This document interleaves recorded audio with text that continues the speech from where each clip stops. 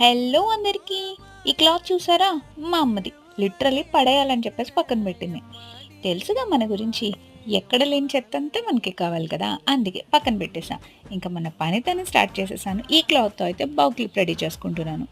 Cloth quality అయితే చాలా బావుంది. Satin cloth. ఇది నేను 2 ఐటెమ్స్ చేద్దామని చెప్పేసి డివైడ్ చేసుకున్నా. ఒకటి స్క్రంచీ, ఇంకొకటేమో బౌ క్లిప్ అనమాట. ఇప్పుడు చేస్తుంది బౌ క్లిప్.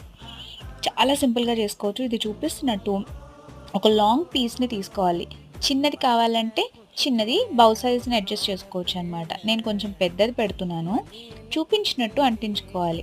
లేకపోతే స్టిచ్ అన్నా వేసేసుకోవచ్చనమాట. తర్వాత ఆ ఎండ్ నుంచి ఈ ఎండ్‌కి హాఫ్ ఫోల్డ్ చేసుకోవాలి. తర్వాత మధ్య నుండి అలా సేమ్ క్లాత్‌తో సన్నగా చుట్టుకొని గమ్‌తో అంటించుకోవచ్చు. లేకపోతే ఇలా కుట్టన్నా కుట్టుకోవచ్చనమాట.